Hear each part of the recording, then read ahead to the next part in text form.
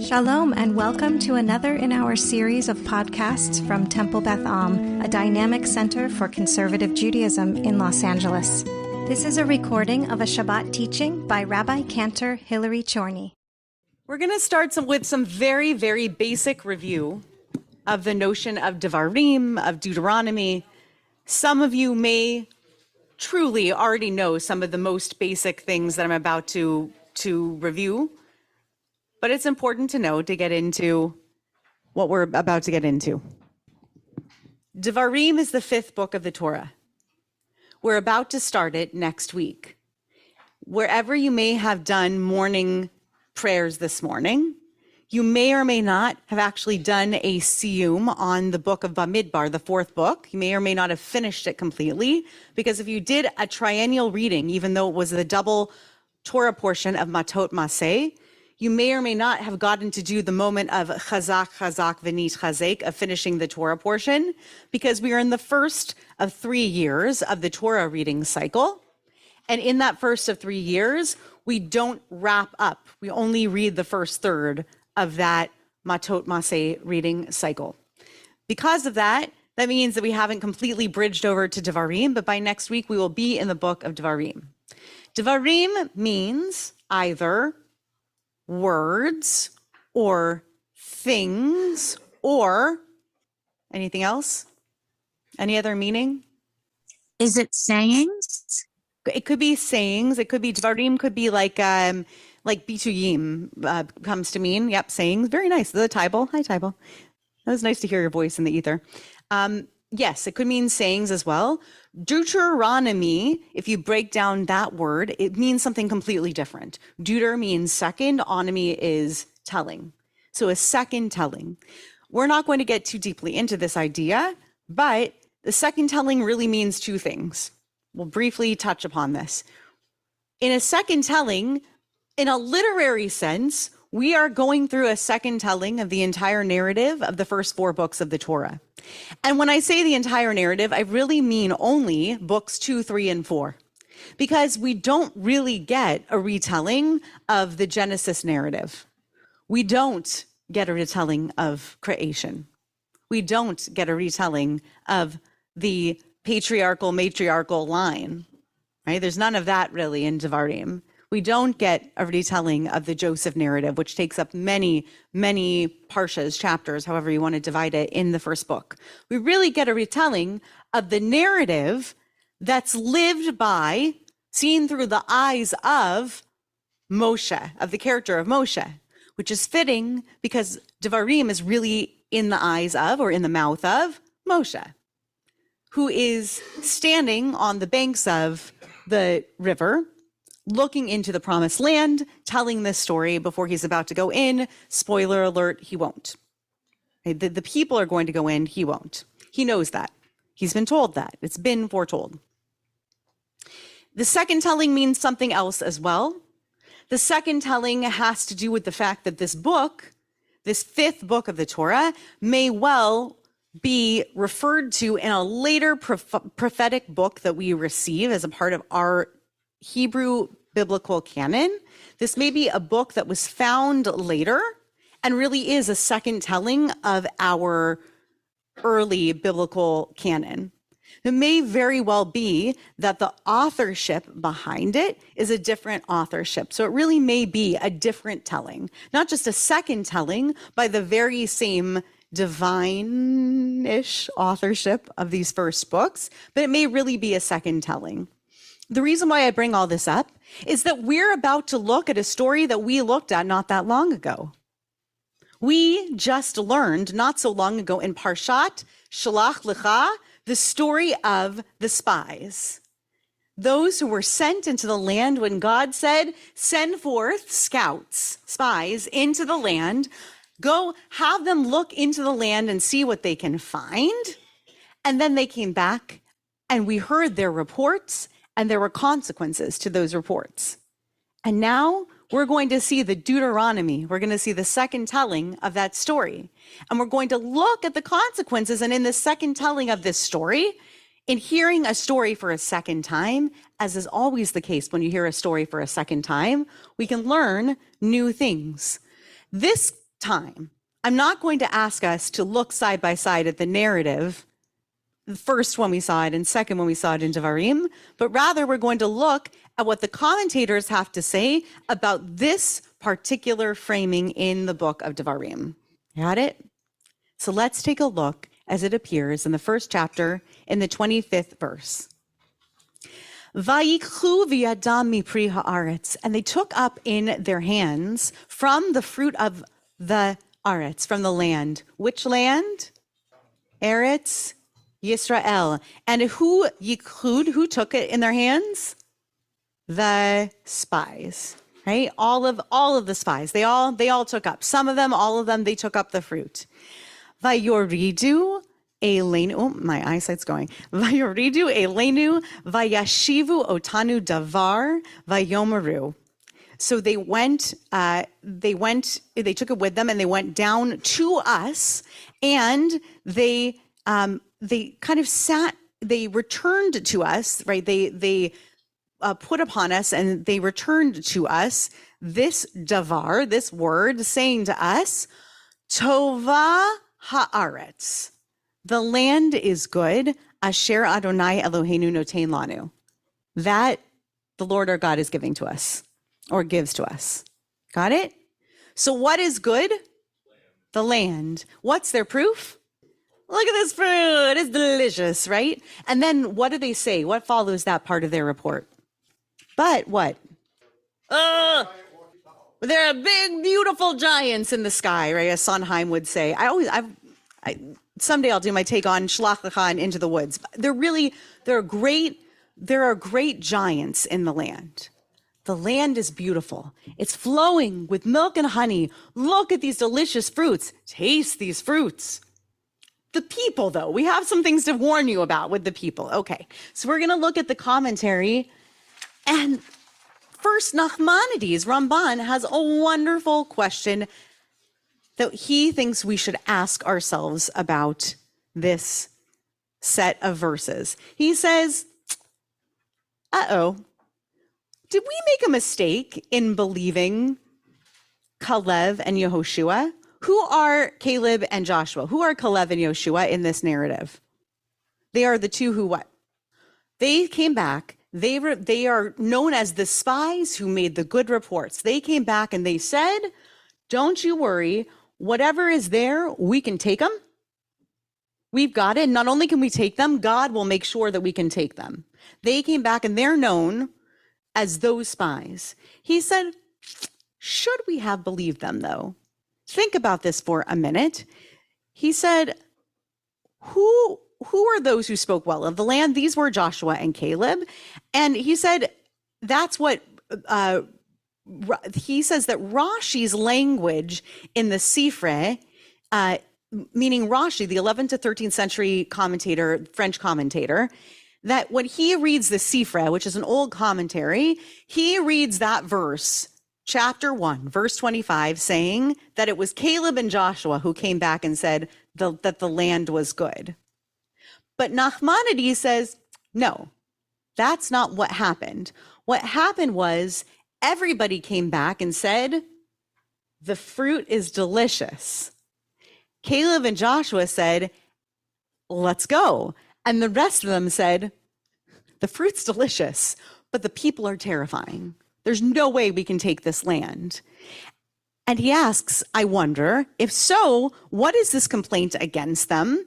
Was it proper that they, our people, should have believed 10 people more than 2? Wasn't the testimony of 10 people, the 10 reports of the people who came back, shouldn't that have been believed over the 2 reports of Caleb and of Joshua? You have a question or a thought? Right, so Alan reads this verse and says, listen, just like Caleb and Joshua said, this land is asher noten lanu. God is giving this land to us. Whoever is saying these words believes it's given to us. We're going to persevere. We're going to be fine in that land. But it's possible for something to be given to you and for that thing to still be a challenge, for you to be given something. And yet, it's like when somebody gives you a gift and then it turns out there are 385 steps to assemble it, which I speak from experience as a parent after every birthday party.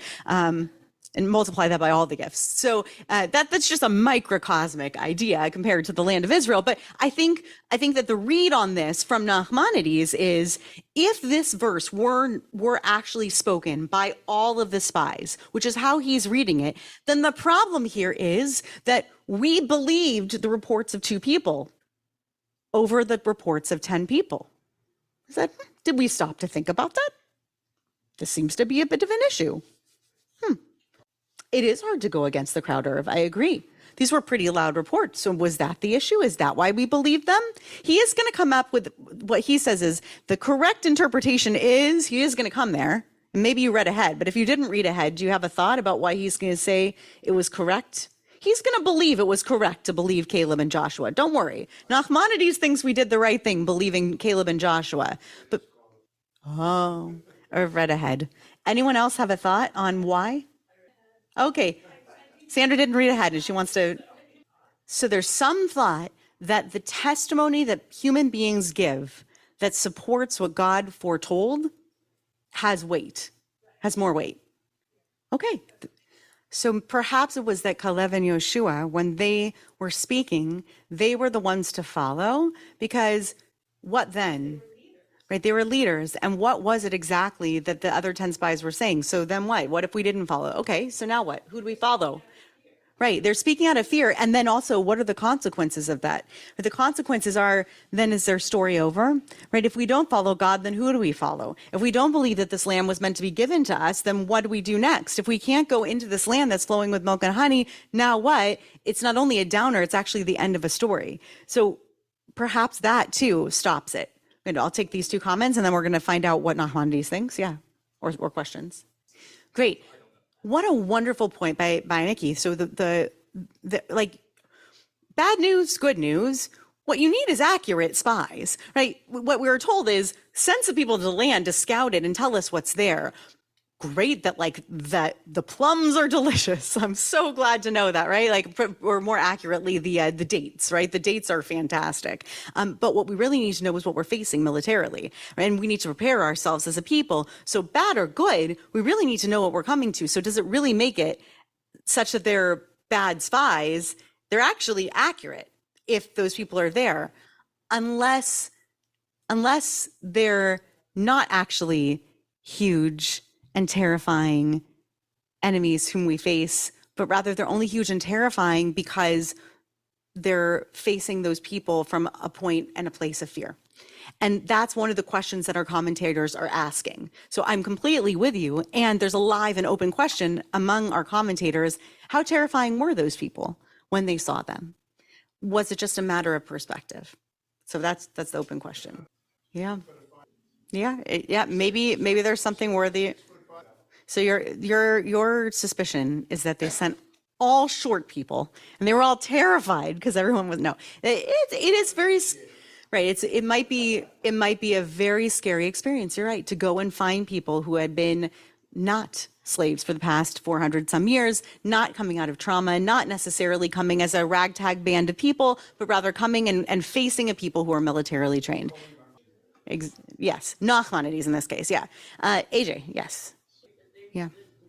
So it's not necessarily about even the perception, about whether or not some people saw the people of the land as being intimidating or not, the kind of barrier that you can approach or not, what we should be willing to do or not, what the reality was or not. It was whether or not they were willing to believe in that sort of, in the meaning of that phrase as the land that God is giving to us, and whether or not that miracle was not necessarily guaranteed, but if we do it, then God will. If we fight it, then God will. If we approach it, then God will meet us there. And you're ready to reject the idea that, if people don't believe in miracles, then perhaps it simply won't happen for them. I want to stop us there because we're never going to get through these sources if we don't actually finish out what Nachmanides really thinks and then get on to the next source. But I know there are more thoughts out there. So hold those thoughts and we'll keep moving. I want us to get to his idea of the correct interpretation. He says the correct interpretation is, as I have already explained there. Thank you very much. He means in the commentary above. All the spies admitted before Moshe and Aharon and the whole congregation, saying, we came into the land that you sent us to, and surely it flowed with milk and honey. Here's the fruit that we got out of it. And thus they were all in consensus on the goodness of the land, as in the land was tova aretz hi. It was a good land. But with reference to the strength of those nations living there, they melted the people's hearts, is his phrase. Melted the people's hearts is not our saying melted the people's hearts. It was that they moved them, as in 10 people can be very convincing.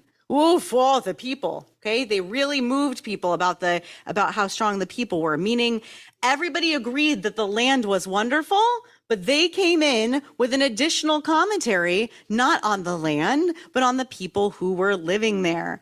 Then when the 10 spies saw that Joshua and Caleb were encouraging the people to wage war, it was that the spies came to the children of Israel, not there gathered in the presence of Moshe, and they disseminated a slanderous report about the land to the effect that it is a land that eats up the inhabitants there. This is what Moshe meant when he stated that you murmured in the tents. The people also did not mention the slander in the presence of Moshe, because he, meaning Moshe, would refute them. Because they, meaning the spies themselves, did not say so at first, that the land kills its inhabitants. Rather, at first, remember, they came back and they gave the report, oh, it flows with milk and honey. Meaning, what did they say at first when everyone was gathered? The line that was given from all of the spies was, beautiful land, lovely land, terrific land. But then when they saw that Caleb and Joshua were encouraging people, so now let's go, they went and they said to people, before we go over there, you just need to know this thing. The people who are there, terrifying. I don't think we should go in.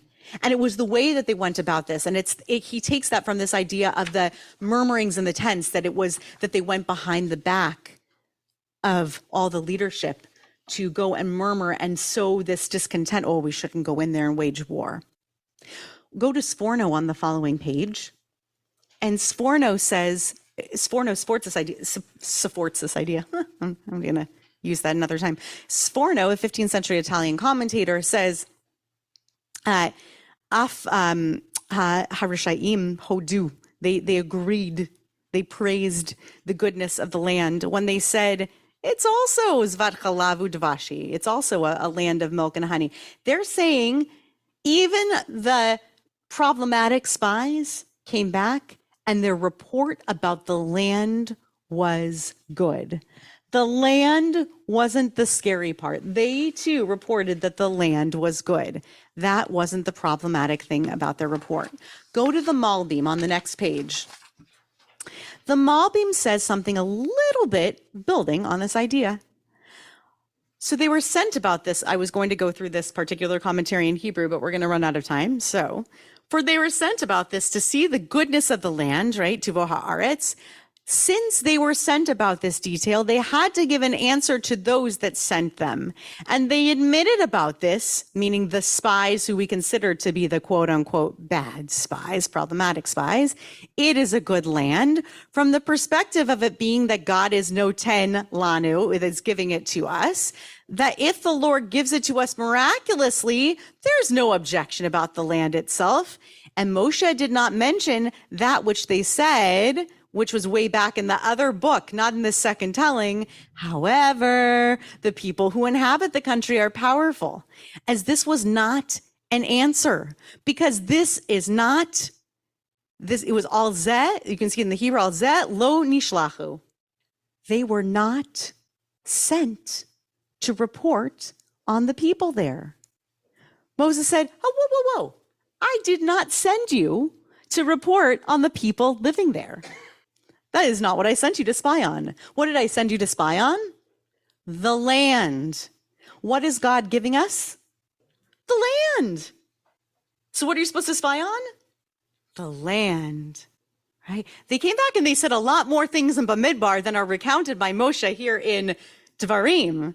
And the Malbim notices that as well. But what he says is that the problem was that when they came back to give the report, and especially that's why I included the part about the public, Nachmanides' trouble with what was reported in public, what their job was to come back and report to Moshe and to the people on the land, not on the people there. And this is what they have trouble with. But of course, this is a problem. That's not how we live. Is that how we live? Do we live seeing land and not the people who live on it? Boy, that's really challenging. However, they said, the people who inhabit this country are powerful. So the Malbim says the people should not have paid attention to this since they gave a positive answer to that which they were sent about. So they did first give that positive report. And regarding that which they said the people are powerful, they were not sent about that. So why does that remind you of the vow that if you say something the day you heard it, it's valid? Right. So yes, this is Nachmanides' problem, that they did not say in that moment. And by the way, also the people who live in that land are terrifying. Yes, Alan. Mm-hmm. Right. And that goes back to AJ's point about faith and about the belief in the semi-miraculous to the miraculous, and whether or not we are okay with people not living in that spirit, and whether or not we're okay with people reporting not in that spirit. I'm going to invite you on your own time to read this other piece about testimony from the Mishnah Torah, because what I want to do is bring you back to a little bit of resonance, a little bit of consonance, trying to make ourselves feel like we can maybe understand from the perspective of the rabbis why it was that it bothered them so very much that the spies who were sent to scout out a land came back and commented on the people. After all, when we go and we look at a land, so long as we are going to look at a land for the purpose of potentially inhabiting it, presumably we are going there to at least interface a little bit with the people who live there, whether it's for the sake of conquering it, cohabitating there, whether it's for the sake of ourselves going to live in and among those people. We assume that we are going to look at the people who are also there. So I am trying to understand what it is that's so bothersome about a report that says that there are people in that land who are too powerful. And I can come up with two things, okay? And I'll welcome your opinions later, because we're going to completely run out of time. So you'll come to me and you'll tell me what your opinions are later. But here are my two opinions. They're very closely related. I think that the rabbis are troubled by the idea that we would imagine that a people living in that land, and that we as a people, meaning we as a people, Bnei Yisrael, as we existed wandering through the Midbar, were stagnant, that we were stagnant and unable to change comparatively to a land. Of course, a land too can change, but very slowly and over a long period of time. But people do change, and sometimes radically so. To declare that people are such, he's mean, she's awful, I can't do that, I'll never be this, I'll never be organized, we'll never be capable of X. That was one of the greatest sins of Bnei Yisrael, is we'll never be insert anything. Bnei Yisrael was so certain, not only in their inability to not remain faithful and not be able to believe that God would bring to them what they needed to have, but actually to be sure that they couldn't maintain themselves all through the Midbar as a people. There's no certainty there.